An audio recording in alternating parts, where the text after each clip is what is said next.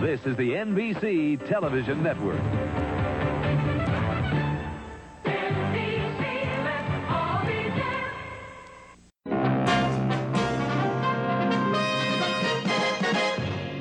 Attention, please.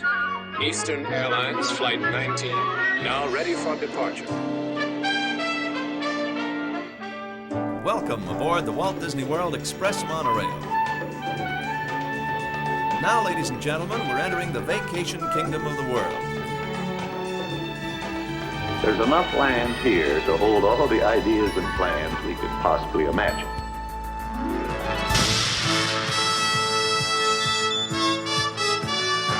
We call it Epcot. Will be our experimental prototype city of tomorrow.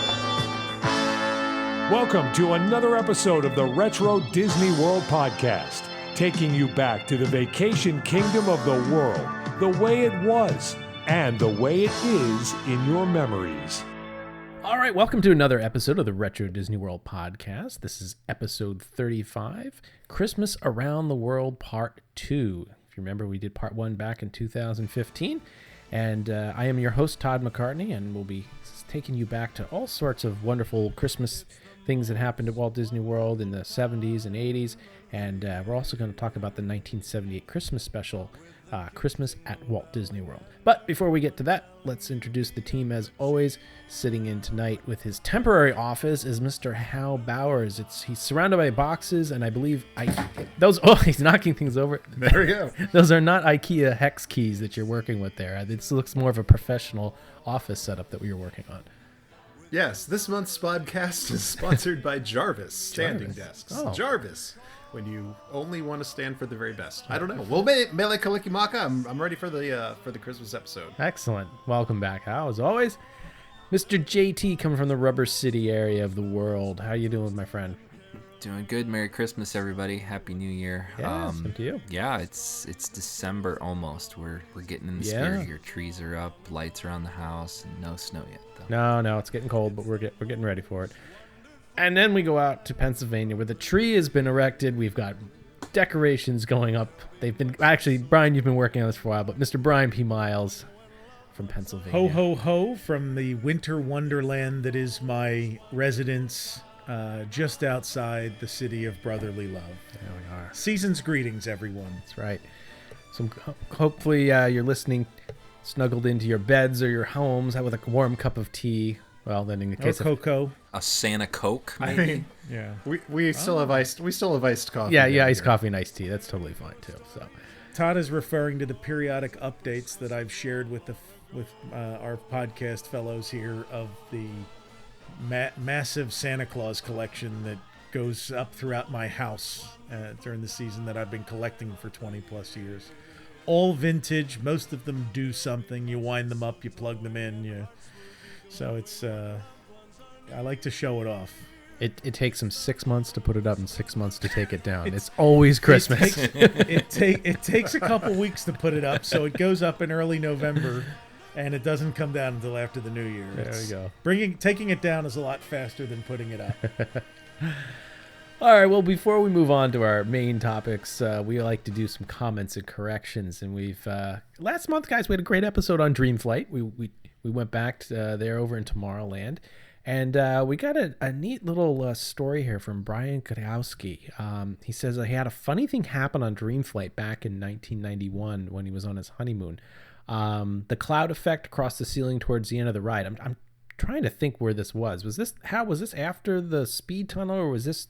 I think he must be thinking of... It was like a fog machine. Oh, Maybe it was in the rotating, in the engine scene. But anyway, he says, after going through that area, the ride paused. And he says, apparently the McFarkles were behind us. And Mama McFarkle panicked, gathered her young'uns, and jumped off the ride. And she runs past them and says, you might want to get out of here. The ride's on fire right behind you. And off they go. And they sit there chuckling. And apparently a cast member came up and had said, did you see a family run by anywhere? And they pointed and all that. So kind of a funny little story. It had to be in the light tunnel then, because that was the only place where they had heavy fog. Yeah, exactly. You might want to get out of here. The whole ride's on fire. Behind you. Yeah. That reminds me of the time I was at the unload for the Mexico boat ride, And as you know, you have usually those boats back up by 3, 4, 5 boats deep as they offload people and then move the boats up and unload people. So you sit in them for a minute or so at the end, just like on Pirates and Small World and the land, there's usually a little bit of a delay. So we're there, and the delay was, I think they were either loading on or off a disabled guest. And so we were backed up a little longer, and we're sitting there and they're waiting for the boats to move on. And there was this, I'm guessing they were Scandinavian,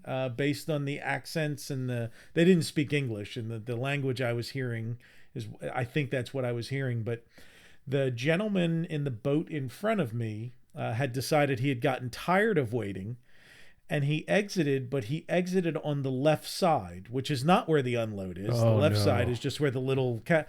And so he got off, and he's crouched down because the whole ceiling's about 3.5, 4 feet high there. Just pinned. And at a certain point, his companions coaxed him back into the boat that this was not the way out.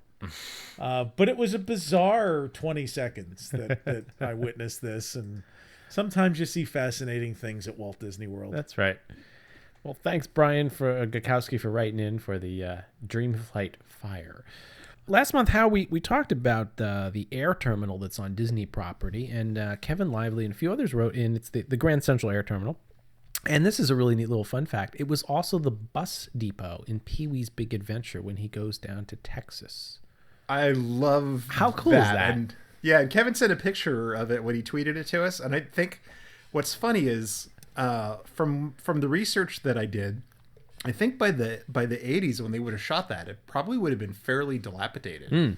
Because they ended up having to redo it, I think, in the 90s, and they spent, I don't know, millions of dollars to renovate that. So what I'm picturing is, like, just in the one section that they actually showed in the movie, like, it was probably painted and finished and, like, restored, and then everything around it was probably just peeling and just like crap. But that one little section that actually needed to appear in the film was like repainted and polished up and looked gorgeous. So that was really cool. So if you ever went on Dreamflights, I've seen this before. There it is. Not only in LA, but it was also in a movie. And just a public service announcement. Remember, kids. Aren't we going to see the basement? There's no basement at the Alamo. That's really Jan Hook's greatest role. All right, and how, when we met Tony Baxter a couple months ago, you asked him a question that had been burning in your mind for a while, and you finally got to ask him at the last minute. You said, oh, I have a question, and this goes back to our 20,000 Leagues episode. Yes, this is a thing that has been, every time I've managed to see Tony Baxter probably like 4 or 5 times somehow or another out at different events.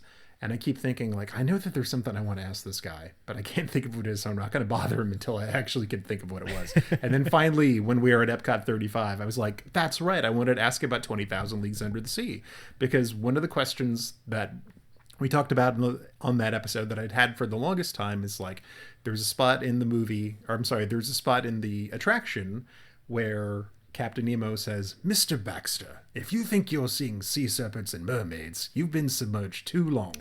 And I wondered, was that a reference to Tony Baxter? So I did manage to, right before the fireworks went crazy and we all got like bombarded by shells, it's like I was able to stop and ask him about that. And he said, yes, that was actually done as a tribute to him. And he very humbly said that he was actually quite against that because there were a lot of people that he felt that worked on that attraction that deserved much more recognition than he did. So when that happened, he wasn't thrilled about it, but case closed, you know, mystery solved. It's like that Mr. Baxter actually is a reference to him. There we go. And if you want to go back and listen to us talk about that episode, it is episode 26 entitled Tiny Bubbles. So you can go back and take a look at that one.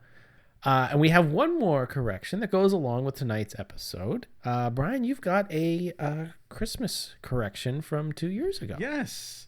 So in preparation for this episode, one of the things I did was re-listen to our episode from 2 years ago, our first Christmas-related episode. And in it, I shared what I thought was correct at the time, which was that the railroad in Germany in Epcot's World Showcase that railroad was originally a Christmas edition, and that it was so popular that they kept it year-round.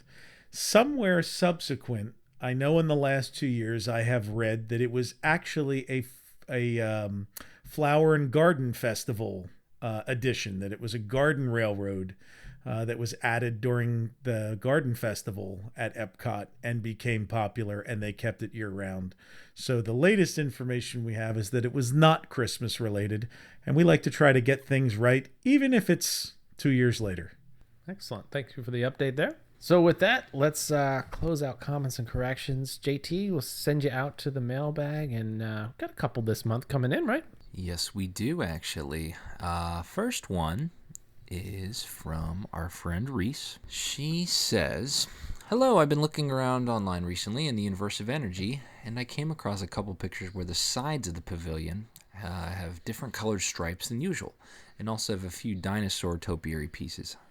Is there any reason why that was done? Does anybody know? Was that just design? Was that like trying to keep it fresh over the years? What do you guys got on that?" The dinosaur topiaries were out there during the period of time where the refurb was being done to add Ellen, and they lived out there at least through latter parts of the 90s, I know. I can't speak to how long they were there, but I know they were there in the mid-90s because we got several photographs when we did our Universe of Energy episode from people with pictures of them in front of those topiaries, and we had a discussion about them. So we were able to date them to kind of the mid-90s. I do know it. I can't pinpoint the exact time that they added those multicolored panels to the alternating colors, but it was, I thought it was around the same time as Ellen, as they were. Yeah, I believe that's true also. It was done just as a way to kind of externally refresh the pavilion so it looked like, something was different. Yeah. I think that's one of the interesting problems that the Epcot pavilions face is, like, unless you do something to the outside of the pavilion, there's no cue that lets you know that, like, something has actually changed on the inside. So when they redid Journey into Imagination, it's like they actually repainted the outside of the building, I think, as like a little bit of a, hey, look, there's something going on in here. I think it's funny with Mission Space. It's like they added that green thing, and they added it a little bit to the sign outside. But really, if you just walked by, I think the casual tourist would not ever think like, oh, there's something new in there or there's something different. Well, right. Even at the Land a few years ago, it became the sign out front became the Land, and under it featuring Soarin'. Yeah. Right. Yeah, I mean, they had those, when they opened up Soarin', they put those like sandwich boards outside that said Soarin' was inside the Land.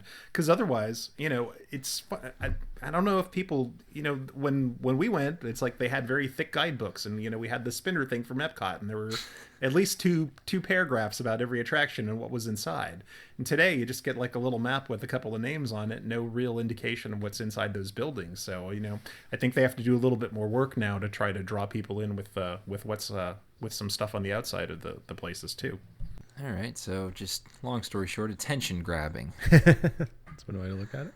Thanks a lot, Reese, for writing in. And for those of you listening, we released a animated short just a few last week, if you're listening to this in December, entitled "If Epcot Could Talk," that Reese put together. She self-directed, drew all the animation cells, put it all together, did all the audio, and it's a fantastic, witty look at if the history of the Epcot pavilions and if they could talk to each other. And I know you guys all watched it, so if you check it out, it's there's a link right on our main website. So it's really, really done well. Very talented. I agree. Good job, Reese. Thanks for the question. Yes, and Merry Christmas, Reese, to our youngest and biggest fan. That's right. Yes. Merry Christmas. All right, next one. I have two more. And Brian, I'm saving the good one for you that you're going to enjoy at the end here. The second one, this is from Rob. He says, any idea about the name of or longevity of the show that featured the hot air balloon and possibly powered gliders? I assume it was a precursor to the electric water pageant show on the Seven Seas Lagoon and Bay Lake. I've never seen anything like it before. Now, I could be wrong, but is he referring to the Epcot show? Or was there power gliders and a hot air balloon? I believe what he is referring to is what we saw in the opening specials of Walt Disney World. which was on the day that they did the dedication for the Polynesian, they put on a luau, and then after that they did the very first showing of the electrical water pageant. And as part of that, like, remember how how the water pageant ends with like the American flags and the stars and stripes and all that stuff? They had these extra balloons and gliders, and they shot off all kinds of crazy fireworks like at the end of the water pageant that tied in with that, because originally I've been told that the water pageant was supposed to just run for that one night, just for that event, but it was so popular that they ended up keeping it for much longer. So that little bit of footage we saw was like a one-time thing, and I think possibly, Brian, I think we read that that sort of extra add-on to the water pageant could have been purchased by corporations doing events at the parks early on. Yeah, we talked about that when it's terrible, I always forget the guy's name that we had on that talked about the history of the electrical water pageant. But when we had him on one of our earlier episodes, we talked about the different corporate uses of it, and you could book stuff, and it was it's got a fascinating history. Okay, well, thank you so much, Rob, for your question. Hopefully we cleared up a memory for you there. All right, so Brian, this is in your wheel well. The year's 1996. Pink castles and everything else is going on at that time, right? Yes. This is from Wayne. Now, Wayne, I'm going to let you know here, if we would have recorded on our originally scheduled night, this wouldn't have made the podcast. So this is a Christmas miracle for you. Wayne, you're a late entry. Yeah, yes. thanks for delaying, Hal. The Tampa office had that technical difficulty. Anytime. Furniture problems. It's all clicking in for Wayne here. All right, so Brian, if you can think of like a merchandise opportunity from that era with the 25th anniversary, like big time corporate tie-ins that you could get at home, do you remember any of them, or do you own any of them? Corporate tie-ins? Yeah, like, something you'd buy at a restaurant or a store. I'm just picking your brain here, seeing if you remember. Nothing immediately comes. I mean, there were McDonald's things. There was Coca-Cola stuff. McDonald's had the glasses. Wayne brings those up. But Yes. he brings up, he saw that the stores were having, like supermarkets, Nestle chocolate chip cookie tins. Now, Yes. he said on the commercial, he saw that 1 in 100 had a special magnet on them. Inside of them, inside the package. You didn't know which one you were getting, if it had the magnet, if it didn't, something like that. I didn't know about this. So this is like a precursor to Vinylmation and the wrapped pins, right? You don't know what you're gonna get. Well, in this case, you might not even get anything. It was a neat tin in itself. It had like the different parks and things on it. But so Wayne runs to the stores, his local supermarket. Who knows how many they had there, but he needed this magnet. So you think he went and buys them all. No, what he does is he takes them all, loads them in a shopping cart, and then heads immediately to, not the checkout, the produce section. He goes to the produce section, which I thought this was very ingenious, and starts weighing the Nestle chocolate chip cookie tins, seeing That's fascinating. if there is a difference, trying to find the magnet. Brilliant. So sure as anything, he finally he said he got some looks, obviously. He said, but it was worth it because the magnet tins were just a little heavier. And he sent us some pictures of the tin he bought with the magnet. And he doesn't clarify if he bought one with, one without, or anything, or how many with the magnet. But he did get his magnet from the produce section weighing experiment. So awesome. That's awesome. That's so great.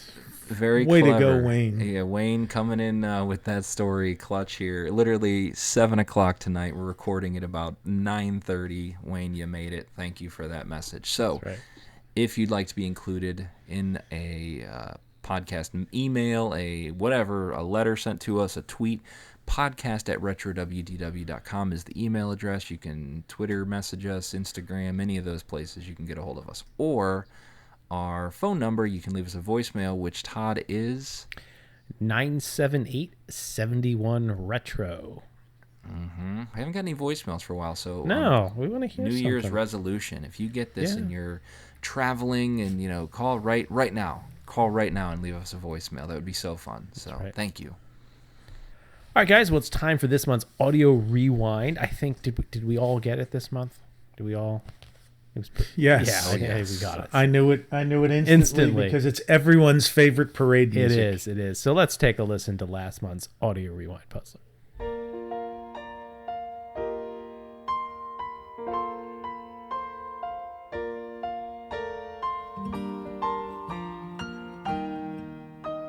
All right, so if you guessed Spectro Magic, you are correct. So that was the piano version of the Spectro Magic theme done by David Benoit. So we do have a winner, so congratulations to Brandon Fitzgerald. You'll be winning the autographed Corinne Coca-Cola photo. We'll send that out to you. And this month, we need a prize for this month before we get to the playing the audio rewind. Does anybody have something they want to give away this month? I'm holding it right here. What do we got? For the three of you that can see this and all of you listeners who can't. Look at this. Look at that. This is for all you hipsters out there that have gotten your record players. Here are your 1981 issued Disney's Christmas all-time favorites 33 1/3 LP. Wow, look at that. And it's got about 20 Christmas tracks on it and some beautiful artwork on the front that I might have to scan in or tweet at some point before we ship this off to this month's winner. But you'll get this in the new year, and you'll have to take good care of it so that you can either listen to it for Christmas in July or bust it out next year after Halloween. That's right. But this here, my friends, is this month's prize. It's in near mint condition. Does it have the sleeve inside too? Wait. The sleeve is here. The sleeve's there, and it's got the rainbow Paper sleeve Disneyland logo on it. Yeah, that's fantastic. The cover is beautiful. Yeah, it is. That's a nice it is. piece of We'll artwork. make sure. I'm not much one for the character art stuff, but that's a really good one. actually exceptionally well done. Yeah. Yep. Yeah, and Chip and Dale are really giving it their all down there at the bottom, as you can see. They're belting out the.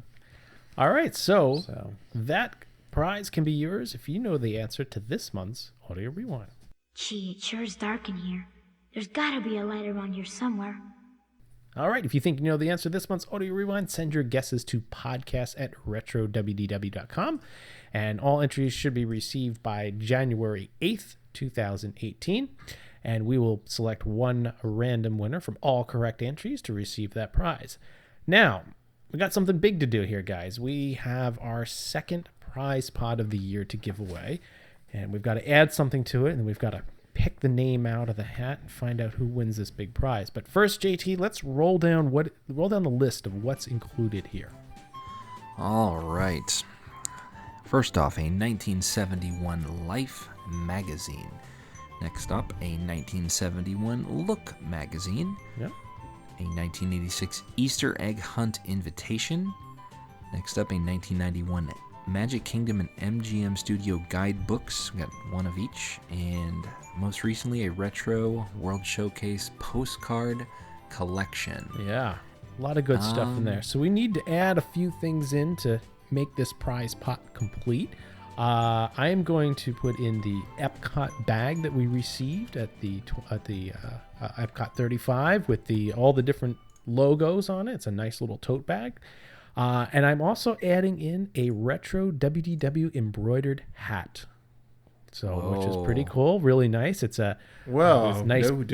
No one has those. No. JT's got one. I've got one. got And one. we have a couple extra hanging around here. So for new listeners, pay attention for the future. So we're gonna throw those in, and I actually also have a prize pot item to add in for next year's prize pot already too. So we'll talk about that a little later. But first, we need to pick the winner. So JT, I understand that the computer's down for maintenance. Yeah, I have a ribbon cable that's broken. I have to the SCSI got port. one on order. Yeah, the ribbon cable's out, and the port. So whatever. We got to go even older school than the computer. How are we doing have this? It's I'm trying to estimate the height here. It's about 1.5 feet taller than me, so that's about 7.5 foot spinner wheel. And it's got that leather flap at the top hitting the pegs, and that's what it's gonna do. So you wrote everybody's name? I did, actually, in dry erase. So if I had to reuse it next year. This is like a showcase showdown. Yes, exactly. This so is awesome. And I got all the emails. I took everybody's name. I wrote them down. Okay. Every time, actually, just this week I did this. And I'm about to spin the wheel here. So. All right. So let's give this a big spin. And you can hear it going around. JT, let us know when it's flowing. Jeez, it's got some momentum. I'll tell you what. Big money, big money, big money. And there we go. Who do we have? John Murado. John Murado. Congratulations. Good job, John. You are the winner. Yeah, big prize pot coming to you. So we'll get that out to you shortly. So congratulations. And John answered, his audio answer came in, was in July. So July 19th he sent that in. So congratulations, John. We'll be in touch John, with if you. you're listening right now, call the phone number and give us a message. Quick, right now. Hit pause. Do it. That's right. Give us a message. Tell me what you think. So congratulations. All right. Well, once again, if you think you know the answer to this month's Audio Rewind, send your guesses to podcast@RetroWDW.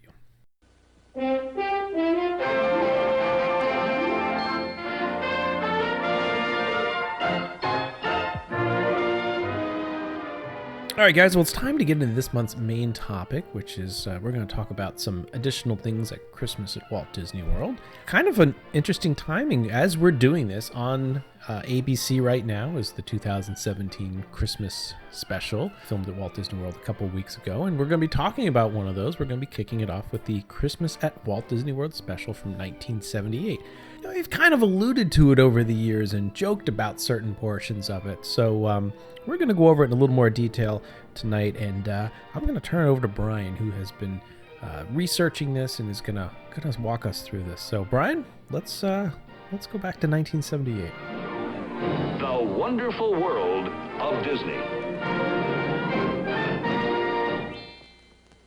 This portion brought to you by Purina Pet Foods and by a world of other fine food products from Ralston Purina Company. It encompasses all of my favorite things. Pop culture from the 1970s, variety television, mimes. Okay, I'm concerned that you like mimes, but okay, go on. No, that was the joke line. Oh, okay. I do not at all enjoy mimes. No one enjoys mimes. But no, there's so much here. So what I'm going to do is I'm going to walk you through the special, which is on YouTube. There are several full copies of it on YouTube, so you can go and watch. You just want to search for Christmas at Walt Disney World, but make sure you add 1978 after it. Otherwise, You're just going to get 50 million home videos of people at Christmas at Walt Disney World. So here's the show. That was a special. Again, the setup here. Disney did not pay for television advertising back at the time, but they did periodically run these specials. Open this Christmas at Walt Disney World 1978 special. I'll start right here with the song My Favorite Things, sung by a choir. My first objection that I still make today when Christmas radio stations play this song. It is not a Christmas song. It has nothing to do with Christmas. Your favorite things have nothing to do with Christmas. I hate when this song is played. Don't you wrap all your friends' gifts with brown paper packages? Yeah, tying them up, and I tie them up with string. But the best part is that Brian just told us that these are all of his favorite things. See, that's why you like this special so much. So how they knew that I was a fan of variety 1978 television, exactly. No doubt. From there, the narrator begins to tell us the Welcome to Christmas at Walt Disney World and runs through the list of guests stars. The hosts for the evening, the featured act was Shields and Yarnell. That's the first names up there. So we'll tell you a little bit about Shields and Yarnell. Without getting too deep into their history, they were they were a mime act that was famous. Laureen Yarnell was actually also a dancer and ballerina, and Shields was the original mime. Yep. But they made a cottage industry. So here's the background on it is they were discovered by the producer of the Mac Davis Show, who also did all kinds of variety shows. He had produced the Elvis 68 comeback special and a dozen other things that are very famous variety shows from the late 60s and early to mid 70s. So he discovered this act and booked them on the Mac Davis Show as regular featured players. Every week or two they would come on to. Mac Davis was a country singer who was very popular in the mid 70s and had his own variety show. And Shields and Yarnell would come on, and Shields and Yarnell became one of the most popular things on the show. So other acts tried to book them. They would be on the Tonight Show, and they would have Shields and Yarnell on. Cher wanted to book them for a television show that she was producing at the time. CBS decides to give them their own show. So CBS says that if people like one little vignette of Shields and Yarnell, let's put them on TV for a full hour every week and see how that goes. So they were put on, and they put them up against Laverne and Shirley, which was one of the top shows on network television at the time on ABC. And Shields and Yarnell finished dead last, and after half a season run, they were canceled. So this all happened in 1977. So naturally, in the fall of 1978, when Disney, who was notoriously frugal in selecting the talent that it wanted to incorporate into its specials, Shields and Yarnell's available cheap. So they decide to build this special around Shields and Yarnell, and they really are in 70% of this thing, except for the portions that feature the other two major acts. So Shields and Yarnell is that's the basis of the start of the show. One thing to add on Yarnell, many of you may not know, but she was actually she did the body acting for Dot Matrix in the 1987 Mel Brooks film Spaceballs. Joan Rivers provided the voice, but she was actually she did the actual acting of the character in costume. So kind of a neat little addition there to her. So she climbed the ladder, but she did not deliver the line, "Quit looking up my can." That's right. She wore the Virgin alarm. Did not. So the other guests that night, and I will let you jump in on these to tell us a little bit about them, but I know Todd is anxious to talk about the musical group Pablo Cruz. Oh my gosh. Not only, I still love their music to this day, but it has a special place in my life because I would go with my dad to his office on the weekends sometimes, and he would play the cassette over and over and over again. So Pablo Cruz became a staple of hanging out with my dad. I have a couple more anecdotes about them a little later on when we get into their musical number. But there was four of them. They were kind of they were a rock band from the 70s. They formed in the early 70s, and they're still touring today. You've heard us make a lot of references to them in the past, and I'd still love to get them to come to a concert on the shores of Fort Wilderness, but I think it's a little out of our price range, and probably about 6 of you would actually come. So maybe they're fans of the show and they'll do it for free. That's right. But you've heard their song Rio and What You Gonna Do. And we're going to talk a little Love about Will Find a Way. Love Will Find a Way, yeah. Love will find a way. So I'm sure you've heard them before, and they're a great band. So, and then we had a little comic relief in there, right? One of the next actress. Yeah, Phyllis Diller was the next name listed, and Phyllis Diller passed away a few years ago, right? Yeah, but she was a comedy legend starting in the 50s, so she was right in there in the prime of her. It's almost like sometimes they would pick off people who would normally appear in a Bob Hope special. But a lot of these variety shows at that time were like that. The next name was Andrea McArdle, which may not immediately be apparent to some of you, but at the time, the biggest thing on Broadway. The Hamilton of its day, the Les Mis of its day, the Miss Saigon of its day, Annie. And Andrea McArdle was the star. She played the role of Annie in the initial Broadway run of Little Orphan Annie. And so she was as big and as hot in 1978 as you could get. And so of the names that appeared in this special, hers really was the big one at the time. The next person that we would hear from this evening is Danielle Spencer, who played Raj's little sister. Hold on a second. D is her name. I'm sorry, I had a momentary lapse there. D on What's Happening. So and she was also in this follow-up of What's Happening Now. Well, yeah, they all were. Yeah, everybody but Mabel Thomas. Part 2. So they were on, and I watched What's Happening Now every week in the 80s when it was on. So And the last person is Avery Schreiber, who was, as Geppetto, he was billed. And Avery Schreiber, for those of you who don't know who he was one of those personalities from the 60s and 70s who was a little bit of a utility man.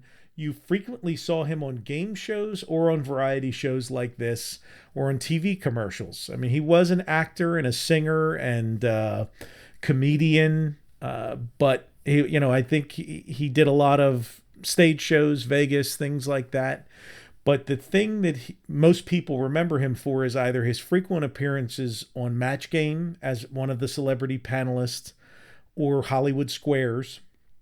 And if you're around the 70s and early 80s, he was a mainstay of Doritos commercials. He was the face of Doritos commercials the same way that Jay Leno was in the 1990s. So that is where Avery Schreiber came from. And after that big title screen introduction, we begin. The Clinkers Christmas Vacation. And this features the mime act of Shields and Yarnell checking into the Eastern Airlines desk at Orlando Airport with a giant teddy bear. So they check their luggage, which is all, of course, mimey and robotic and wacky, robotic. Oh, yeah. Yeah, I think that's the thing. Automatons. Yeah, the big thing of their act at the time was doing this impression of robots because I guess robots were super popular in the 1970s. Good makeup but job the thing though, is, too. Actually, they did a really good job of this. It's like No, it was actually extraordinary to watch. It sounds so stupid to say that today, Right. but like it was highly entertaining back then. Yep. And they would do their makeup to appear like more plastic like, and they would like go to like very blank expressions. It's like they really did a tremendous job. Like the guy's hair was always like plasticined down. Yeah. And he gets out. He gets out his pipe. Yarnell gets stuck, and he takes his pipe and a screwdriver and tap to get her working again as she falls over. There's also a big plug during this whole scene for Eastern Airlines. Not only is it plastered on the check-in wall, but they cut to an L-1011. For those of you who remember the Lockheed 1011 jet, barreling through the skies as it's going in. And it seems, I don't know where this was filmed. It might very well be Orlando for all I know.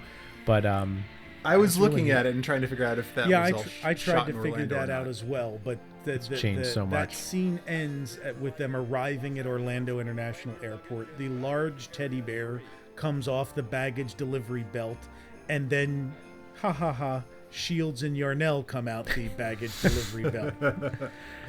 They failed metal detection. I bet it was the old. So I want to say that the version of Orlando International that everybody is used to today was built in It was either 85 or 86 because I remember I was in high school at the time, and we actually got to go out and like take a tour of the airport as part of one of our classes. So the old airport was kind of built on the remnants of the old McCoy Air Force Base. Right, it was basically a mostly retrofitted outside. Air Force Base. Yep. Yeah. So that probably was all Orlando, and they just put a sign up somewhere that said it was, or they just supered, I think, that said that it was like LAX, and they walked in and they like did the outside when they came out and they were, in Orlando. So yeah, I bet that was all shot there. That would make the most sense. Yeah.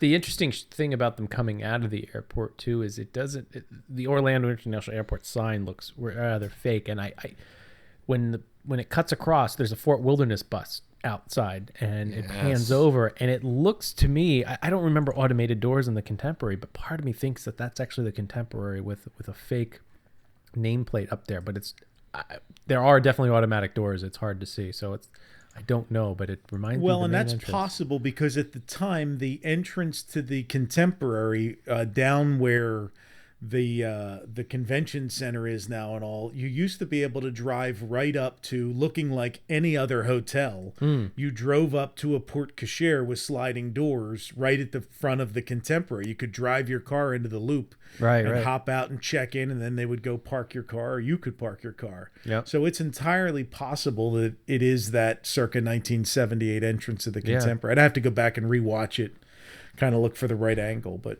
we have to go to that episode with Michael Keaton playing the the bellhop. Yeah. Yeah. That's the 1981 special, right? That's the 10 Centennial special, I think. So unfortunately, they missed the bus, which is. Did you guys see that bus? The brown, orange, and white. That thing is awesome. Man. I want to go ride that bus. Yeah. But you mentioned Fort Wilderness because that was their destination. They almost got hit by the Fort Wilderness Railroad. But they were checking into a treehouse. So apparently... No, hold on, Brian. You forgot to mention what was their mode of transportation. They were riding on a giant self-propelled, self-driving chest. Like chest travel of drawers, perhaps? It was a travel trunk. It was like an old-timey travel trunk. And the footage is all sped up, too. So it's just... It's very, very bizarre. It's the level of 70s hokey kitsch. Yeah. Does not disappoint. No. Well, if you tell they go in the campground because they roll past some campsites to shoot past, and then they're all of a sudden they're in the outside treehouse. the camp. They're in a treehouse. They're walking and they pulled a treehouse, stunt of going through a tent and their silhouette, including his pipes. Yeah. Yeah, the Roger Rabbit gag. Exactly. That was beautiful. But later that day, they're on the treehouse. They are in the treehouse, and they decide, we're kind of hungry. We should do some fishing. And so they go where anyone would normally go to do some fishing, the 20,000 Leagues Lagoon. Is that what that is? I thought it was. The I water can't looked think it's way gotta too be. clear. It is. It's absolutely. Yeah. You see the rocks, yep. You see the rocks in the background and all. So. And that was kind of my theory on that is you can see bubbles coming up behind her. Is that they reach in the water and he picks out a fish and he picks out the scuba diver. And I figured, not only is it controlled environment, but they could place those things. There was that coral that went pretty high, right, Hal? So they could put some things in there and you could be able to see it. I'm going to bet you $100 there was a scuba diver underneath that boat that was handing him that stuff. Yeah. In fact, that's why the scuba diver, so he puts his hand down and they put the fish in exactly. her hand and she pulls, So it's clear they can see what's going on. There's no threat of anything. Yeah. Well, and also I said to Todd when we were talking about this in preparation for the episode that it looks like they probably use that too because the load platform for the ride would be the perfect setup to put your cameras on. Yeah. To film them while they're on the water. So, but I'm almost certain that that's where they are. So they get off of the fishing trip and they decide it's a good opportunity to go to Liberty Square, where apparently in 1978 they just set up buffets right out there along the right outside. That was so odd. It's very odd. And everybody's in line getting their remember mashed a buffet potatoes. on the main drag there? Yeah. Does anybody? Is this the man who ruined the buffet? And if you look carefully, there's a van in the background, really carefully, parked while they're in the buffet line. So there's obviously equipment brought in. So naturally, the funny thing that Shields and Yarnell, the hilarious mimes, do is instead of picking up the food, which is your standard barbecue, luncheon fare, they start picking up the fixtures and things like candles and piling those on their plate instead of picking up the food, which apparently was hilarious. And it's funny because they're robots. But yes, they eat metal, right? Do they eat candles? How? Pewter. But it's disturbing. The food is going all over. She's putting the plate over her heart as over her chest as the fife and drum go by, and there's potatoes flying everywhere, and I don't know. But then it makes me uncomfortable. We do get a break. They're fish out of water. It's so funny because But we do get a break now, Todd. Yes, from Shields and Yarnell.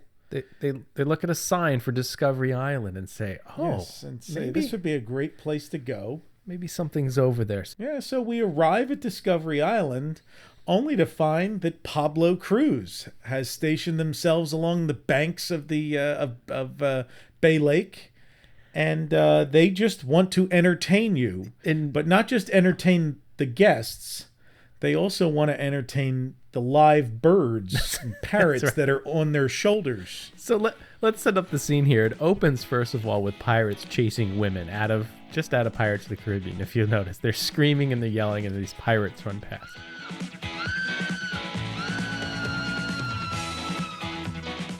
it is now, especially in light of what's gone on in the last 2 weeks. I It's mean, when we so- looked at this 2 years ago, it looked really sketchy. Yeah. And today, looking at it, Oh, you're it's- like, oh, there's no way anyone would ever do this. No, again. no. It looks terrible. They are positioned right in front of Captain Flint's ship called the Walrus. Captain Flint is from Treasure Island, and this was originally going to be Treasure Island. And they all have birds on their shoulders. They've got parrots and cockatiels and cockatoos and all these different The things. funny thing is, the guy playing the piano, there's a couple of times he gives this look. Yes. Like he's terrified of like what's going on with That's the bird. that's absolutely the best part. So right, you've got to. I'll name the members of the band here for don't know, but you've got. That is one of the best parts. There's a cockatoo on Corey Lirios. He's playing the keyboard on his shoulder. It jumps down onto the piano, and then Bruce Day, who plays bass, puts the bird back up on Corey's shoulder. This had to be just like, we're doing this once, guys, right? The bird then jumps back down like, hell no, I'm not doing this.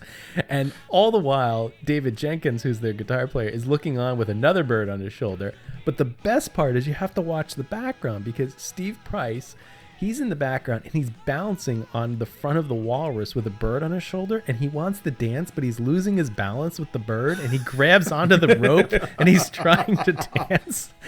It's just awesome. I have never wanted to see behind the scenes footage more in my life than of this entire filming scene, because you just know they're complaining about the bird's claws digging into their shoulders. They look uncomfortable, the whole thing. Now, there is another set scene in this that really looks interesting, the boat rental scene, where they're cruising on the lake with very original jet skis. They've got the water sprites out. There's a lot of different watercraft from Bay Lake and Seven Seas Lagoon featured in this clip. At now, one those point, are stand-up jet skis, and they're doing the knee drop on them, like just boss mode. Like it's like Barbie. But again, well, at that time, there weren't wave runners. No, like, no. That was the thing. All of the jet skis were the stand-up stuff. Like, Oh yeah, they just look so old now in comparison. So a couple other notes. David Jenkins at one point is like pointing, and you swear he's pointing to the lights. Get the hell over there! He's pointing off to the right, like get out of my way. Right? Again, this must have been one take. There's a scene of them in those bumper boats. Remember the ones where you would straddle an outboard motor? It was like in a giant inner tube, and there was a seat. Yes, and yes, I burned my leg on one of those. Yeah, exactly. Horribly one day. And they're spinning around in these things, and I don't think those were ever rentals. But the other thing that is really funny is that there's this catamaran with 4 girls on it, and a water skier comes by, nearly clips himself right across the bow, and I think another foot, the guy would have just taken out the whole thing and probably. Really? Oh yeah. You got to check it out. It's pretty funny. So I like that they have to do every boat too. Like they all need a boat. Like they had to do 4 wide on the water sprites and 4 wide on the jet skis. Like it's hilarious. That's how you show it off. That's right. Yeah. JT, you got a question about Pablo Cruz? Yeah. So at the end, they're on the Discovery Island by the boat. What did we call it? The Walrus. The Walrus. Yeah. There's a baby Grand sitting there. There has to be some cast member somewhere that was involved in the transportation of the baby Grand to Discovery Island. Like, you know, I mean, we met the guy who did the River Country slide R&D. There has to be somebody like, those guys, they wanted this piano out on the island. You know, can you imagine the memo? You know, we need a couple shells, some treasure chests, you know, couple birds out there, and lights. And by the way, can you move the baby Grand out there? Put it next to the fog machine on the barge, buddy. We got room. Like that's right. Hilarious. Make sure the pirates are in their makeup as well. Good catch. Yeah, So if you know anything about Baby Grand moving out to the island, let us know, because that's not an easy drop-off point there. You need like a landing craft. There has to be. I hope it didn't go as smoothly as it should have. You know, like there has to be a good little add-on to that story. There's got to be. Now, they released an album in June 1978 and called Worlds Away, and they played the title track here. So this was good timing for Pablo Cruz to push their latest album. So, but overall, very awkward, but not quite as awkward as the next scene. Well, there is a transition before we get to the clearly the most awkward and talked about montage or segment of the special. So before they get to that, there's a montage of waving children in the parks, and I mention it because if you remember in the Magic of Walt Disney World and some of the specials they did in the earlier part of the 70s. It was a thing for them to do the ice cream lick montage where they would go around and do 30 or 40 quick shots of people licking their ice cream cones. And that's how this was shot. It's just kid after kid after kid waving to the camera. And then it cuts to the entrance to the Magic Kingdom where stroller rentals were. Or was that at the Ticket and Transportation Center, Hal? No, that was at the front entrance. Yeah, because it was on the right hand side, I believe. Yeah, right side. It's still there, isn't it? Yeah, it's still there. Yeah. So, okay, so let's keep that in. So then after the waving montage, we end up at the entrance to the Magic Kingdom where stroller rental was, where there are no parents renting strollers. Shields and Yarnell are dressed as babies. And are attempting to commandeer their own set of strollers. Commandeer. They play Rockabye Baby. That's the music that's playing. And there's basically a 2 or 3 minute mime act of them being babies. And the sucking each other's thumbs at the end is what pacifies them. Now, we should mention at this time, Shields and Yarnell were married to each other. Just so you know, I don't think they engaged in this behavior at home. But for the purposes of this little montage, it is burned into our brains. Yeah. Anybody have anything to add on the babies before I move on? No, let's just keep going. Let's just keep going. It's horrible. So next we move over to the Main Street Fire Department where a jaunty tune is played.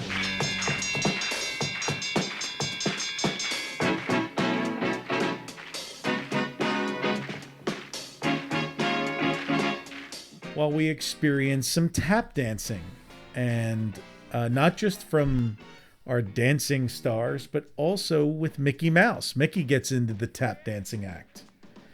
And that little vignette goes. You have something to add there, Hal?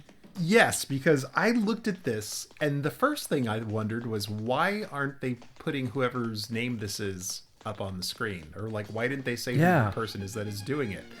And then I noticed, and I'm not a dance person. It's not. I don't know that much about it. But as I was watching this tap routine, I noticed that she was on point a lot. It's actually a really interesting mixture of ballet and tap. And I think when I got to the end of it, it occurred to me, it's Yarnell. It is Yarnell. Yeah. Yes. So I had never realized that she was actually an incredibly talented dancer on top of the whole mime routine. What an amazing all-around talent. She's like one of those Saturday Night Live people. They could sing, they could dance, they could make jokes. Does it all. She was quite tall too. You put her in that one-piece jumpsuit and her legs are right. way she looks long. Like she's 6 feet tall. She looks like she's on stilts. So, well, Brian, we're now what? We're like 16, 17, 18 minute mark or something right now? We are 17 minutes in, and someone decides... And that's assuming no commercials either. This probably ran... correct. Oh, man, yeah, you had to stick through this. This ran probably 2 hours. So they decided, whoever was writing this episode said, maybe we should mention something about Christmas, since it's Christmas at Walt Disney World. I mean, we've listened to Pablo Cruz, we've seen Mime Babies and Robot Fishermen, and so Avery Schreiber appears in his toy shop as Geppetto, reading a Christmas card from an adult Pinocchio who's not coming home for Christmas. What? He's now a man living in America. Because Avery's got his really good Italian accent on, let me just tell you. And so, Pop, I will end my letter to you. I know I don't write it too good or too often. But but I will try harder the next time, sure. And one thing is for sure, I love you. It's and spot Geppetto on. complains to his toys that he doesn't have any friends to talk to, so he decides he's going to make one. Oh, this is my. the plot of Weird Science, I think. Yeah. It is. So he sings a song about his Christmas gift to himself, and at the crescendo, the end of the song, he turns around to show you what his Christmas gift to himself is, and it's a doll that looks exactly like him. Today, I take some wood from an old tree. Don't you worry, Christmas tree. Today, I try to make it company. Why did they have to shoehorn Christmas in this way? Like, couldn't they just put him around a tree?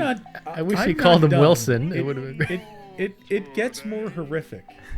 So they then play a clip from the film Pinocchio, and then it fades back into the toy shop, and Shields portrays Pinocchio as a boy waking up and walking out of the toy store onto Main Street, USA.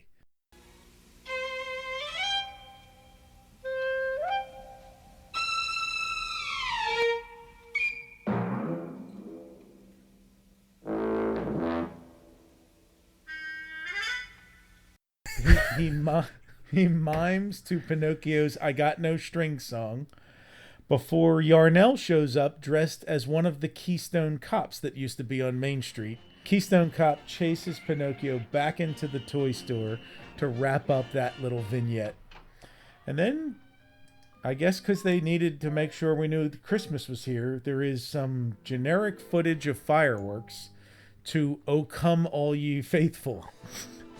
Because naturally, there were fireworks when Jesus was born. I have no doubt there was a high pyrotechnic show. But it again, it's another bizarre little 30-second segment where you're like, it's like they just wanted to keep reminding you, oh yeah, this is a Christmas special. Let's drop this in here. Yeah, it's and like very you said, odd. The fireworks are all blurry. It looks like they were converted from film. It's terrible. It's like stock footage. You know.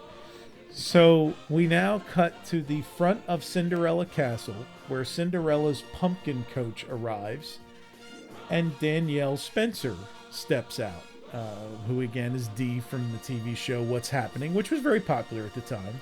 She's going to get sassy, isn't she? She was always sassy. She's not nearly as they didn't have the same writers as What's Happening, so she makes predictably terrible banter jokes like the kind from a Bob Hope special, with her fairy godmother, who turns out to be Phyllis Diller. All I want to know is why we couldn't come to Disney World in a bus like everyone else.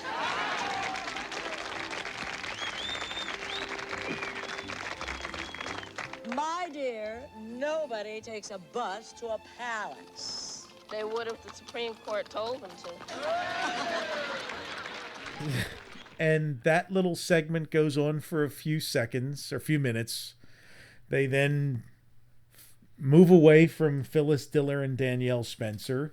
I like her shot where she kind of awkwardly walks up to Cinderella Castle, and it's just shot from behind. It's just very weird. It's weird, unprofessional. The reason they move into Cinderella Castle is because we now move to a ballet number. And this is Sleeping Brawn, which is danced by Laureen Yarnell and Alan Kinsey, who was another famous dancer of the time. And they tell the story of Sleeping Beauty in the castle archway. They start the dance before doing the big dance finale in the castle forecourt. And that portion is narrated by Sterling Holloway, who was not credited in the beginning of the event or of the show. The scene that starts that out when they're in with the mosaic with the witch is really another creepy scene. I don't know who played the witch, but I don't get the whole witch. I don't. It's at all. Where does that come into play? I don't understand. I don't know. I mean, it is cool that they filmed inside the castle archway, because that was not even on our films, that's not a frequently seen thing. It's not something people took pictures of, because with their little point and shoot cameras back then, it was hard to get a picture of something like that in that weird lighting that you have in the castle archway. So it was neat to see that shot there. But nothing says Christmas like a witch. A gray one at that. Yes. So then we move to West Center Street, where we are introduced to Andrea McArdle, the Broadway star. And West Center Street is completely covered in snow, and there is fake Snope falling from the sky. That's the snow soap that they use today. And dancing characters. The songs that are played are those Christmas favorites, Memories from Broadway.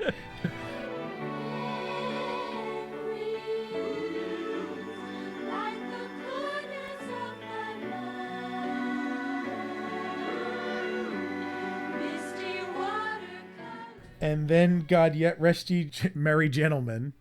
And then she sings O Holy Night, which is quite beautiful. Now, when she begins singing O Holy Night, Thumper, the character, here it comes, brings her a live baby goat to sing to.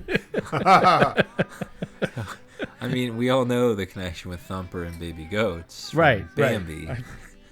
Brer Rabbit, Flower, Donald Duck, and the rest of the Fab Five join Alice from Alice in Wonderland to finish singing O Holy Night.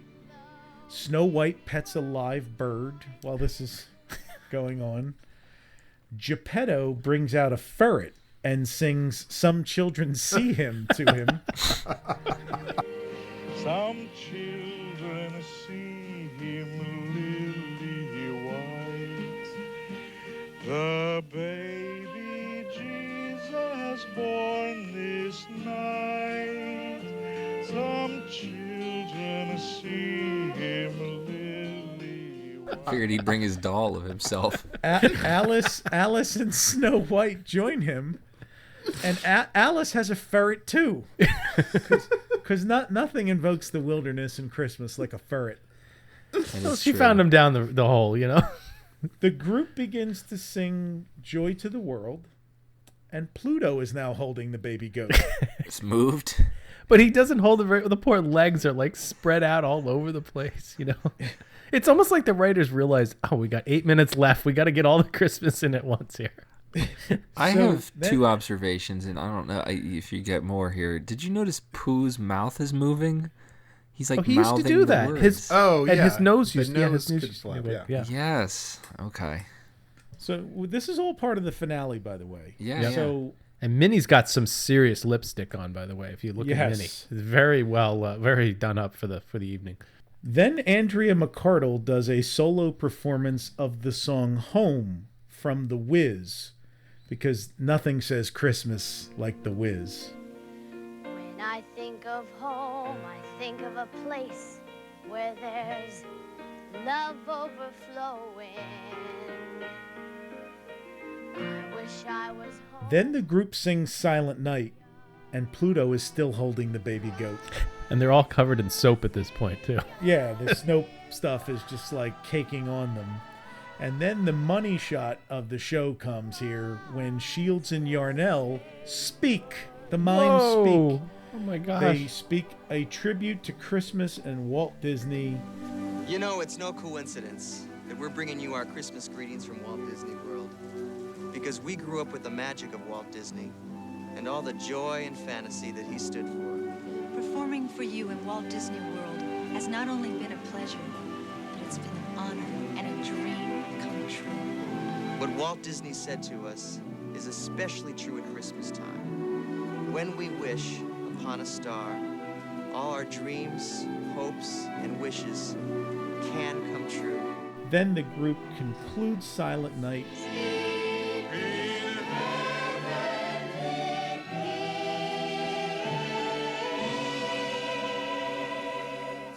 And the special is over.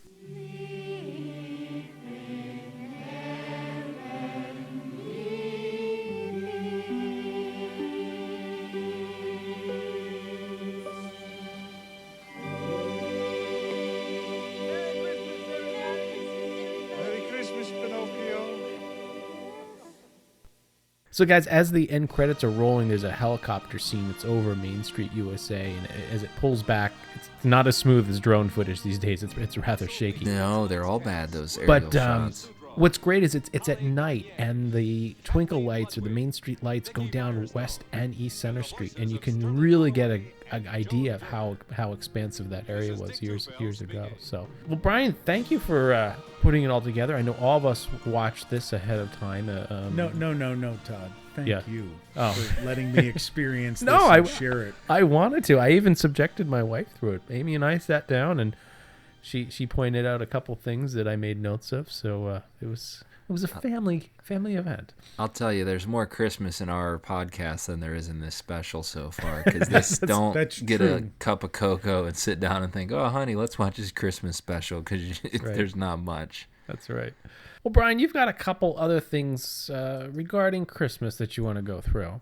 I do. I want to mention first that we had done our first special in 2015, which we'll link to in the show notes if you want to go back and didn't listen to or want to refresh it. The things we covered in that special, I'm just going to run through them so you know why we're not covering them tonight. In 2015, we covered the candlelight processional, Christmas parades at the Magic Kingdom, Christmas trees in the parks, the Country Bears Christmas overlay, Epcot's 1982 holidays around the world and the original shows in Epcot before they moved the candlelight processional there, the gingerbread houses that appear throughout the resorts, the Illuminations Peace on Earth tag for the holidays, the Lights of Winter at Epcot, the original Disney MGM Studios setup, and the tree that had the miniature Hollywood Railroad underneath of the tree there, the Eiffel Tower and its Santa hat, a little bit of mention of the Animal Kingdom there, the Osborne family spectacle of lights, the Nativity at Lake Buena Vista, the Lake Buena Vista Christmas tree. So if you are interested in hearing about those things, you can go back and listen to our show from 2 years ago. But we did promise when we revisited Christmas as a topic at the resort that we would delve into a little bit inside the resorts and the celebrations that are there. As most people know, most of the resorts today were built after our 25-year mark, which right now stretches back to 1992 and before. So it doesn't leave us with quite as many resorts to talk about, including the ones, some of them that are most famous for some of their Christmas displays and decorations. But I do think we should talk about the original resorts first, and you can't really start talking about resorts at Disney World without talking about the original flagship resort, which is the Contemporary. And one of the things that we, looking through pictures and talking to people who were there at the time, discovered, and I was talking to Todd a little earlier about this, the giant hollow tinsel tree, which looked like a green layer cake. It was actually displayed the very first Christmas in the Contemporary in 1971. And photographic evidence indicates it survived unchanged until 1990. That same 1971 original lasted 19 years. And it was, I know Hal has talked about having had the opportunity to walk underneath of it. Yeah, that thing was incredible. Yeah, so cool. It was suspended from the ceiling, so you could actually pass underneath it. So it was in the Grand Canyon concourse, and it really did span the length of the concourse, all 15 stories, and it had a satellite star at the top of it, and it was used in promotional photos throughout the 70s and 80s. But it really is amazing that it lasted for almost 20 years. And the actual thing that caused it to end was the construction of the convention center in 1991. The convention center that they tacked onto the Contemporary and did away with the porte cochere and the drive-in area where you could check in. There was a circular driveway there that before the convention center opened in the front of the building. They redid all of the Christmas decorations for the resort and actually did several others at the same time, which we'll talk about. But they ended the practice of having a large tree in the Grand Canyon concourse and moved to having a large tree at the entrance to the resort outside, which it's where it still is today. They put up a large tree kind of squared with the entrance doors, but straight ahead. So it's more of an outdoor display. And that tree, I mean, they've changed it a few times. There were also trees in the convention center lobby. It was a red and silver contemporary for the time looking tree. But the first year, taking the tinsel tree out of the Grand Canyon concourse, they said we should put something in here. So as far as we know, it was only there for 1 year in 1991, but it was a large hot air balloon suspended from the ceiling that looked like it was floating over the Grand Canyon concourse. And on the outside of it, in that, I don't want to say Mary Blair style, because it doesn't really look like Mary Blair. We'll put a picture of it with the show notes, but what it really looked like is if you ever saw the original Phoenix Coyotes uniform and how they had this like block desert art that they used to... It's that sort of Navajo style rug art that we talked about. Right. And so they put, it's a tree on the side of it. It's supposed to be a Christmas tree and a few other figures, but this giant balloon was conceptualized and they actually hung it 1 year. Now, there is no evidence that it ever hung in subsequent years. I've only found one picture of it hanging in the Grand Canyon concourse. So if our listeners out there have other pictures or other years, please let us know. But my guess as to why it did not last, it doesn't look particularly Christmassy. And B, it was very large. And when you see the photo of it in there, the people who were on the upper floors of the Grand Canyon concourse, if you've been in there, you know those walls start to come in as you each floor comes in a little further. Well, the balloon gets wider at the top than it is below. And just looking at the picture, the view for some of those people walking out that they paid top dollar for to be able to look down into Grand Canyon Concourse, and about half of it, all they could see was the backside or the side of the balloon. So I am assuming that was part of why it wasn't put up there. I'm guessing it wasn't particularly popular because it wasn't particularly Christmas in any way. And I'm also guessing that it was a pain in the butt to actually get up there, keep up there. And when they took it down, it was one of those things that just said, let's not do this again. So, a few years later, the giant Mickey-shaped wreath that used to hang at the theme park end of the Grand Canyon concourse got hung. And that was a mainstay until I think last year was the first year they didn't hang it. So that kind of became the Christmas icon of the Grand Canyon concourse. And then, of course, in recent years, you've gotten the tree made completely of gingerbread that has, within the last 7 or 8 years, has become a thing. And I told the story on our last podcast about Christmas, but I'll mention it again, that the first year that they put the gingerbread tree in the Grand Canyon concourse, the vibrations of the monorail moving through used to make all the shingles fall off of it. That's awesome. And so they've begun to design it more for putting up with the vibrations and rotations of all of that. So that is one more thing about the contemporary. For the longest time, until about 5 years ago, the white lights that are outside each pillar at every floor on the exterior of the Contemporary Hotel. You've probably never given it much thought until you look at it, but at Christmas time every year, the maintenance crew used to go around and alternating switch every white light there to alternating red and green, the entire exterior of the resort. And so for about 2 months, it was lit up red and green instead of white. That's funny. And Hal is nodding approvingly. Yeah, I always liked that. That was cool. So I think that ended when they converted all of the lights to low power LED lights, and they just have not gotten around to deciding that that's something worth investing in. The last thing I'm going to mention from the Contemporary is from 1992 to 1998 there, not long after they opened the convention center.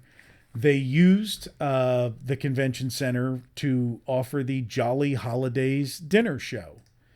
And the Jolly Holidays dinner show was a Broadway style, Vegas dinner type show where there were actors and actresses that would come out. There was an ice skating floor at times where they would come out and actually skate on a little ice skating floor. Mickey, Minnie, the Fab Five, all there coming out and would do different Christmas routines and Christmas songs. All of this was going on while you were seated at a tables of 8 or 10. I don't remember what it was, but you were assigned a table. So if there were 4 of you, you'd be sitting with 6 strangers at these round tables, just like you were going to a wedding and you were assigned to a table, and they would put this hour-long show on. There are a couple videos of it on YouTube, and I actually saw it the last year that they ran it. I saw it in December of 98. So that was one last thing they used to do at the Contemporary. That was one of the only places, I think, where you could actually see Mary Poppins in any capacity for a long time. Oh, right. Yeah, because she wasn't in the parks back then.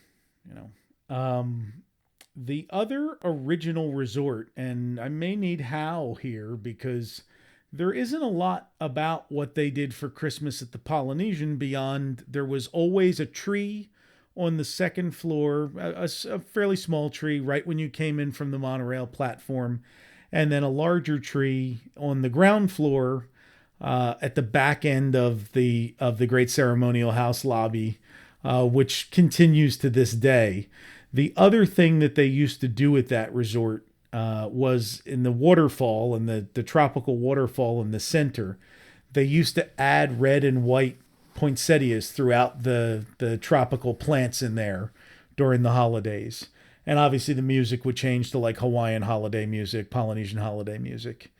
But it's a tough resort to really go overboard with Christmas themes. Doesn't make a lot of sense to hang garland and stuff all over the place. They do. It's interesting. They don't do pines. What they do is they have garlands that they've used there, at least back in the 80s and 70s, and really up until the redo of the Great Ceremonial House. The garlands were always filled with orchids. So there was green, but then there would be like orange orchids and things like that. It was a very muted tone. So you got a holiday feel, but it was not the traditional red, white, and green. Yeah, even today, I want to say last year we went over to the Polynesian around Christmas time, and they had some really neat, like you said, it's definitely a tropical bend on orchids Christmas. And tropical flowers, and it's really well done for, like you said, it's hard to shoehorn traditional Christmas into there. Right. While it doesn't really, only a few years qualifies for our 25-year look back, obviously the easiest place to go overboard on Christmas is the Victorian-themed new flagship resort for Disney, which is the other monorail resort, the Grand Floridian. And I mentioned the Grand Floridian for a few reasons. The big gingerbread house that is famous now, they only started doing that in 1998. So, you're coming up on, 20 years next year that they've been doing that, where that's a gingerbread house that inside people can, buy various holiday treats at vastly inflated prices. But my reason for raising the Grand Floridian is 2 things. The resort was heavily stuck to its Victorian theme when it first opened. It's a little less so now. Now they just kind of go for, more, I don't know, ultra classy sometimes. I think they go for, without really worrying about it being period appropriate for the resort. In the early years, the first few years that they did it, they would have these trees and displays set up around the larger tree in the main lobby there, with these creepy Victorian minstrel mannequins, because nothing says Christmas like minstrels. and Minstrels, mimes, and mannequins. Oh my. Yeah, we'll have to include. I tweeted out pictures of it a few days ago and got exactly the reaction I expected, which was shock, awe, horror. I never saw those. When I saw those pictures that you posted, my jaw just dropped. Right. I mean, mannequins are creepy to begin with, but when you put them in like these Victorian medieval like unitards, and they're holding their mandolins, and with these like court jester hats and creepy faces, and there was one on a horse too, yeah, right? There's one on a horse. I mean, it's just not very fun. But at the center of all this was probably my favorite Christmas tree ever in the history of Walt Disney World. And that is, same time, 1991, they introduced this to the Grand Floridian, and it lasted through most of the 90s. It was a tree made up entirely of poinsettias. And when I say a tree, it was, I don't remember how big that concourse is there at the main lobby there in the Grand Floridian. But it was 50 feet high. And it was alternating spires of red, white, and pink poinsettias. And every time I tweet the picture, I get one of two reactions. People either say, oh my God, that's so beautiful, they should bring it back. And there's a small minority that says, I always hated that tree. But I loved it. I wish they would bring it back. It probably harkens back to when my local mall, the Plymouth Meeting Mall, back in the 70s, 80s, and 90s, had a poinsettia tree outside Strawbridge and Clothier every year. They don't do it anymore, but for 30 years, that was what I used to see every year at Christmas. But this one is truly stunning. And then when that was done, they replaced it with one that had Victorian toys on it. And they have since replaced that one with one that's a little more muted, that's there now. So that is the two things I will mention about the poinsettia tree and the creepy mannequins at the Grand Floridian. The only other thing I'm going to mention from Christmases past is, and this is not my information, I'm going to credit Lou Mongello with this. Lou Mongello mentioned that when they first opened the Empress Lily in Lake Buena Vista Village, Disney offered breakfast with Santa the first year there that it was opened in 1977. And according to Lou, that was the first character meal offered anywhere on Disney property, was a breakfast with Santa, not with Disney characters. If they offered pie, the Bowers family would have been there. I don't know. His dad didn't spring for meals. No, we wouldn't have gone. We walked on board the Empress Lily like twice and looked around, but there's no way we were. I don't have tickets for this, kids. Get out. Get off. That's right. We're not Get your goldfish crackers and eat them up on deck. So I think one other thing to talk about here, Brian, and guys, before we close out, is we do have a film that we've been holding on to for a little while. Our friends Art and Linda are back, and we're going to release this around the same time that we release this episode. We've got a couple minutes of The Glory and Pageantry of Christmas from 1968, filmed at Lake Buena Vista, down at the shopping village. I think I put this in the category of something very rare because it was a very dim setting on stage, and we really did a lot of work to try to bring out some of the detail and improve the brightness of the film. So it's a little dark, but you can certainly make out Mary and everything that's going on in the scene, and see some of the animals. What's really interesting is that Art, and thank you to Art wherever you are, is that it also has sound. So it's a very rare look at something that... Nice! Yeah, very rare that we got to look at that from back in 1976. So look for Art and Linda, look for their return with The Glory and Pageantry of Christmas from 1976. All right, well, let's close out that portion of the main topic. We'll go over some of the merchandise, and we've got a little story to close us out before we close out 2017 here. So... as always, we talk a little bit about the different items that we offer to help support us. And first of all, thank you to everybody who has supported us over the past year, as well as ongoing. We've got a lot of sales going on. Keep your eyes on our Twitter account, because there's some 25% off and 20% off sales coming up between now and the holiday season. We'll have sales on the shirts, I believe, the first and second week of December. Mm-hmm. And if you want to get any orders in for Christmas presents, I want to say the last day that you can order without doing like super rush stuff is I think the 14th. Yeah, that sounds about right. So just keep that in mind. Yeah. If you're considering buying any of our shirts for anyone. Yep. Which they make great Christmas and Hanukkah gifts. That's right. Stocking stuffers, stickers, all sorts of good stuff. So last month, how you did a design for Dreamflight, you did the Jet Age. Do we have something for this month? We're adding anything for the holiday? Maybe a tinsel tree on a green shirt? You know what? I'm gonna have to do something. We also have to reissue the Epcot ball. The Epcot ornament ball, because is that not out? That's Okay. not presently listed for sale. So I will get right on that. So all right, well, when you have that ready, send that over. So keep your eyes peeled. We'll have something. I know I had a variety of ideas last couple of years, and I just didn't get around to them. So I'll go back into the files and make something happen. There we go.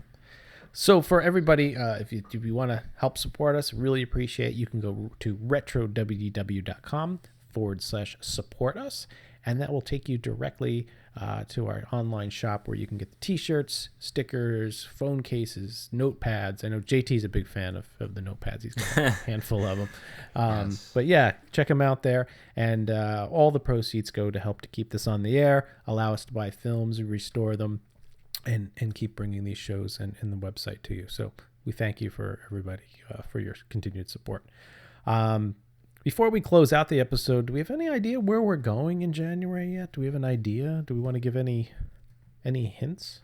Well, I started us off by saying Mele Kalikimaka, and I think that we'll continue to make that appropriate, because I would like to go to, I think, what is perhaps my favorite resort, the Polynesian, and spend a little bit of time where the modern age meets the South Seas. All right.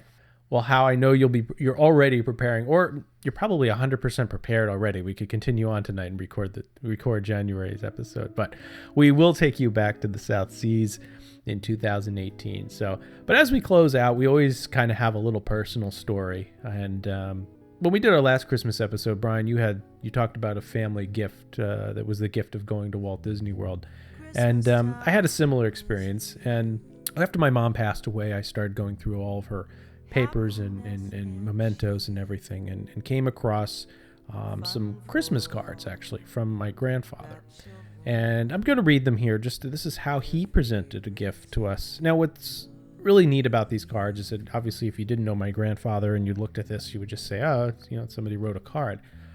I inspected them really closely, and his penmanship is interesting, and the reason is that my grandfather never completed high school, never went to college. He was a machinist after that. Fought in World War II, and writing wasn't something that he did often. And when he did, he had to really sit down and concentrate on it. And it was a mix of uppercase and lowercase letters. And in order to get everything straight, he sat there with a ruler and actually drew very small, faint lines, and then wrote what he wanted to say in pencil, and then went back over it with a red pen. And when he was all completed, he went back and erased everything, and there's still faint traces of the lines on the letters and everything. So there's actually 3 cards, because this was like a progressive gift here, I guess you could say. So he says this is the first one, and I don't recall exactly how he had this set up. I think one was in a little tree or something. So it says, this Christmas gift is for the McCartney family. It cannot be returned, exchanged, or sent back for any reason whatsoever.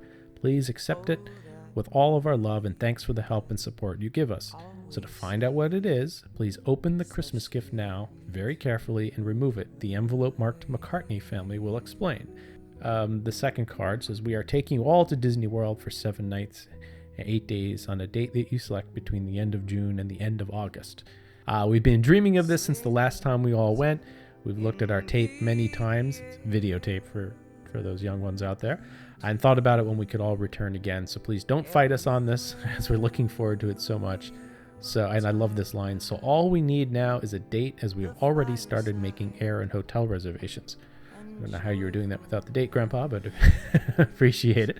With all our love, Grandma, And I love this too. Dash mom, and then grandpa, dash dad, left paren, pop, right paren. So he covered all bases, making sure that all names were taken care of. And the third card, it's a New Year's card, and he said, reservations for 8, Broadway at the Top show, McCartney - Hadley family, 6 o'clock. These are neat little cards that I came across, and as I've mentioned in the past many times before, that without my grandparents' interest in Walt Disney World, we probably wouldn't be really sitting here and talking about this today, because they really are lit the spark in me to go down there and really start learning about Disney World. So special thanks to them as always. We miss you, and thank you very much.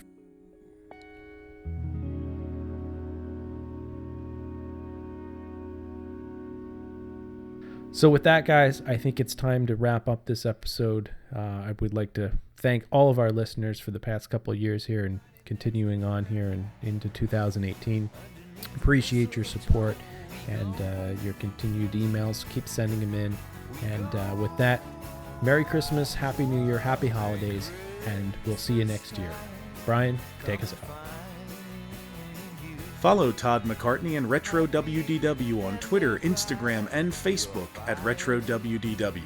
For all things Retro Disney World, including exclusive merchandise, visit us on the web at RetroWDW.com.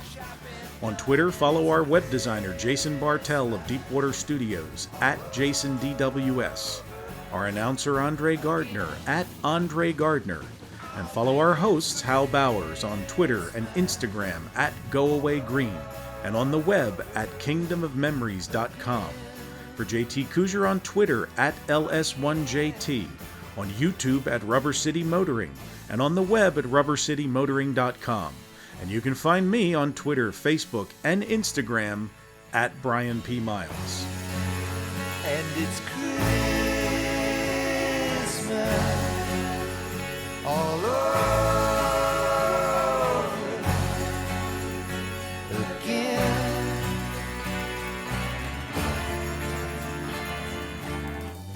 Now let's see. I want a new Rickenbacker. Ho, ho, ho.